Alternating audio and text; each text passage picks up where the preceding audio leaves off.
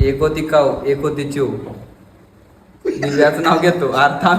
तर आज आमच्या धीरू ब्लॉगरच्या रिसेप्शनचा कार्यक्रम संपल्यावर आम्ही त्याच्या घरी पोहोचलो. तर राम मंडळी, मी तुमचा ब्लॉगर ऋषा आणि आज सकाळपारी मी निघालेलो कडेगाव, कारण आमच्या टीम मधल्या धीरू ब्लॉगरनं केलं होतं लगीन आणि आज होतं त्याचं रिसेप्शन. मग काय कुकुडवाडच्या घाटातनं सन्नाट गाडी पळवत डायरेक्ट गाठलं मायनीत थांबल्यावर डायरेक्ट गेलो चंद्रविलास हॉटेल. तिथं गेल्या डायरेक्ट इडली आणि वडा खाल्ला आणि आत्ता लागा टेस्ट एवढी भारी होती. तवा कळलं मायनीतलं चंद्रविलास हॉटेल एवढं फेमस काय. तेवढ्यात तिथं बी आपलं फॅन भेट. नाश्ता झाल्यावर चंद्रविलासचे मालक मासा साहेबांना भेटून मी निघालो पुढे. तिथनं मी गेलो डायरेक्ट विट्या, कारण सगळेजण तिथल्या राजापुरी मिसळ हाऊस मध्ये एकत्र येऊन पुढे जाणार. सगळे यायची वाट बघत मी अथर्वनं शेवटी मिसळ खाली. आता मी अथर्वन वैभव तर गोळा झालो होतो, राहिला होतं फक्त मानदेशी ब्लॉग. तो येऊस तर वैभव म्हणला चला इट्यातल्या रॉयल हॉटेलला जेवण सांगतो. तिथं जाऊन मस्तपैकी मांडी घालून कचकाटून जेवलो आणि तिथनं गेलो विट्यातल्या यश मोबाईल आणि इलेक्ट्रॉनिक्स, कारण आमच्या ब्लॉगर टीम कडनं धीरूला द्यायचं होतं एसी गिफ्ट. एसी गाडीत भरला तरी मानदेशी ब्लॉगरचा काय पत्त्या नव्हता. तो येऊस तर ओल्ड मुंबई आईस्क्रीमला जाऊन आईस्क्रीम खाल्लं आणि फायनली तो आला.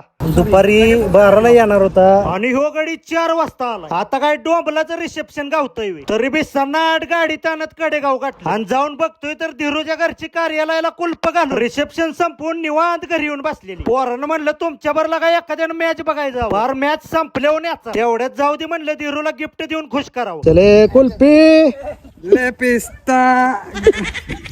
तिथनं धीरूला म्हणलं तू बी गार होणार आहे, तू धर की, आणि एसी त्याच्या घरात नेऊन ठेवला. मग धीरूला आणि वहिनीला शुभेच्छा दिल्या आणि म्हणलं आता नाव घ्या. तेवढ्यात धीरूनं अर्धा तास घालवला नाव पाठ करायला. एक होती काऊ, एक होती चिव. दिव्याचं नाव घेतो अर्थ.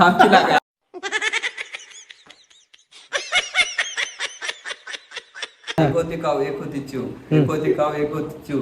दिव्याचं नाव घेतो, दोन्ही सोबत राहा.